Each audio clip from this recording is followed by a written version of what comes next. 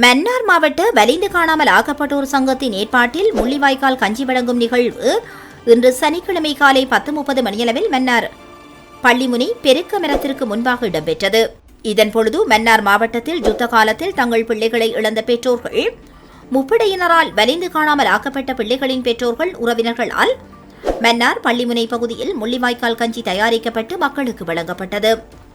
பள்ளிமுனை மக்கள், இளைஞர்கள், யுவதிகள் உட்பட அதிகளவான மக்கள் உணர்வுபூர்வமாக முள்ளிவாய்க்கால் கஞ்சியை அருந்திச் சென்றனர். அதே நேரம் அப்பகுதிக்கு விஜயம் மேற்கொண்ட சிங்கள மக்களும் முள்ளிவாய்க்கால் கஞ்சியை ஆர்வத்துடன் அருந்தியமை குறிப்பிடத்தக்கதாகும். 15வது வருஷ நினைவினால தொடக்கிறோம். என்னன்னு சொன்னால், முள்ளிவாய்க்கால் என்று சொன்னால் எல்லாருக்கும் தெரியும். முள்ளிவாய்க்காலில் எவ்வளோ சுமைகளோட அந்த மக்கள் அந்த கஞ்சிக்கு கூடி வழி இல்லாமல் அந்த நேரத்தில் நின்றது. அதை நாங்கள் ஒவ்வொரு வருஷமும் இங்கே செய்து கொண்டிருக்கிறோம். என்னென்னு சொன்னால், அதை நினைவுபடுத்தவனுங்கிற தமிழ் இனத்துக்கு நினைவுபடுத்தவனும் வருங்காலத்துக்கு நினைவுபடுத்தவனும்ன்றதுக்காகத்தான் நாங்கள் இந்த முறை வீடு வீடாக சென்று, இந்த அம்மாக்கள் வீடு வீடாக சென்று ஒவ்வொரு தரட்டையும் ஒவ்வொரு புடியரிசி தான் வேண்டினாங்கள்.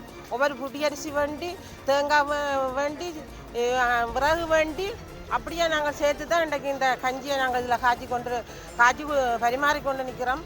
ஏன்னு சொன்னால், வருங்கால சமுதாயம், வருங்கால எங்களோட இளைஞர்கள் இதை பற்றி அறிஞ்சிருக்கணும். ஏன்னா ஒருத்தருக்குமே தெரியாது. இப்போ நாங்கள் முள்ளிவாய்க்கால்ன்று சொன்னால், முள்ளிவாய்க்கால்ன்று நினைக்கிறோம் இல்லையா, அந்த இடத்துல எங்களோட மக்கள் அந்த நேரத்தில் என்ன பாடுபட்டவியல், என்ன துயரப்பட்டவியல், என்ன துன்பப்பட்டவியல், அந்த கஞ்சிக்கு அந்த நேரத்தில் அந்த கஞ்சியை வேண்டி கொண்டு போன புள்ள கூடியும் அந்த இடத்துல இல்லை. அந்த கஞ்சியோட இறந்து போய் அதில் கிடந்தது முள்ளிவாய்க்கால் நேரத்தில். அப்போ அந்த கஞ்சியை குடிக்க கூடி இந்த பாதுகாப்பு விட இல்லை.